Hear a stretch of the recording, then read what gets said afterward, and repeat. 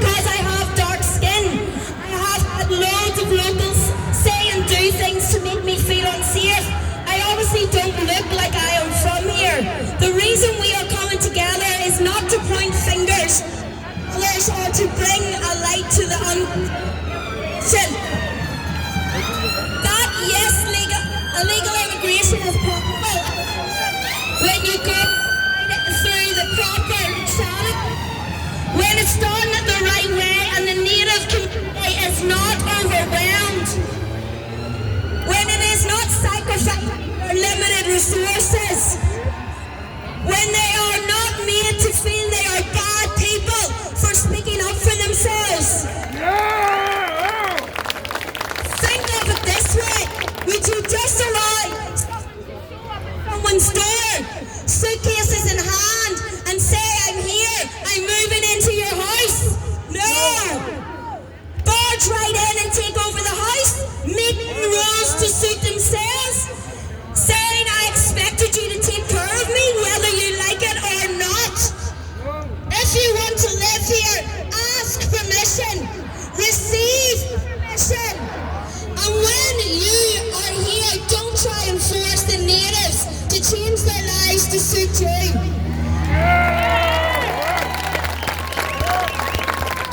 If culture here is not aligning to your liking, then please feel free to find a place that suits you better. You are a guest, never forget that. I am an example of how controlled immigration can work. By following the immigration process provided by the UK government, it gives the country over who is here, how many can enter, and at what reasonable rate. This gives everyone else peace of mind. Thank you for listening. Absolutely beautiful that people come in and treat our country like this beautiful lady, but unfortunately people are not able to be down here today for various reasons. So guys, I am going to introduce our amazing Orla, which we all know. She's coming up next.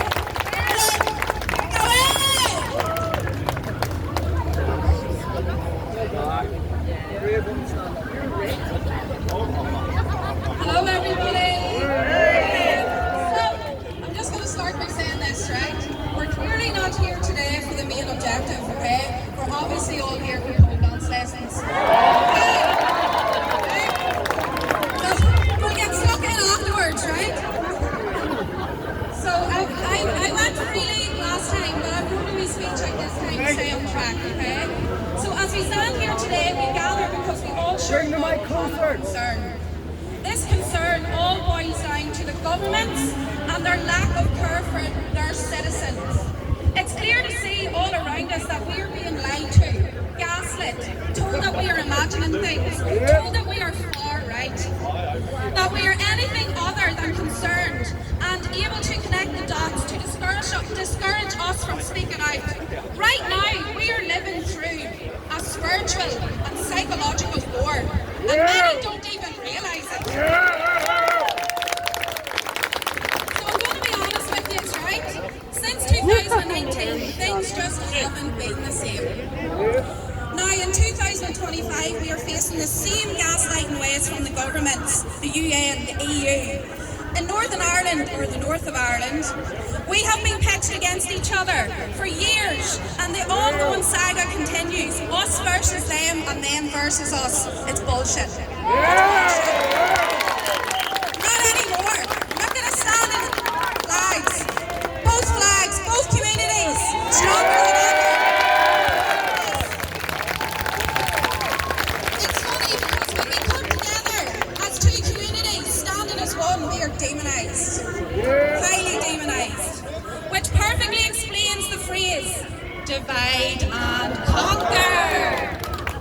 So, I'm shaking because you know what? I can't believe the support here today. I really, really can't. So thank you all so much. Thank you so much. The very few at the top making all the decisions are so out of touch and out of reality with the common person like you and I. I want everybody who's standing here today to know that you are so brave and you are smart because you are seeing through the bullshit and the veil that has been put over us for years. The backlash that we face, I couldn't give a shit. So, it really wasn't that long ago that we were laughed at for speaking about things like geoengineering, the spraying of our skies, people getting sick after each spraying, and the forcing of digital ID, which now goes hand in hand with the ever-growing population due to the government's policies, or lack of, for allowing open borders to anyone, no matter who these people may be, or what serious crimes they have previously committed. They said geoengineering was a conspiracy theory. Now we see they are releasing articles to confirm what we said has been happening for years, just like what's happening now. Just like what's happening now. So, this leads me to the uncontrolled mass illegal unvetted immigration, not immigration. So I'm just going to make it clear for all you guys over there. So, if I lived in a different country, of course I would take the offers of the money, etc., promised to me for going to another country illegally. You would too. It's the government's doing this. My money. The UK has become a cash cow, and Ireland, for everyone else but its citizens. The only people that we can blame here are our governments, the UN and the EU, and their ridiculous lack of procedures and policies. We face vetting even going on a holiday, but these people can come over here. These people can't come over here and be given everything, while we have our homeless people on the streets. Families can't make ends meet from one end of the week to the other. It's ridiculous. So, think about it. What would stop you moving over to the UK or Ireland with such promises from an unreliable government? In the last month alone, and I know we all are well aware of this, in the last month alone, we have seen many attacks on local people, including children too. Ballyholme Beach was absolutely mental, and such things should not be happening. A man in Donegal and his dog were beaten so badly by a gang of men to be told at the end of his beating, "This is our time now." Bullshit! Now, I am not saying local people do not commit crime, because they do. But why are we ushering in thousands of extra people and straining our resources when we can hardly deal with our own as it is? We are well aware when these iPass centres are set up, or hotels or B&Bs, wherever it may be, these people are given medical treatment on site, food on site, and not to forget a roof over their heads, which is a lot more than most of our own people can provide for themselves right now. We have seen attacks, a lot of them recently, and it's the media, the reporters, the journalists are silent on those issues. Funny that, huh? Funny. So, but let me point this out. They aren't silent when it is a local person or a pole dancer. So, where is the fairness and unbiased reporting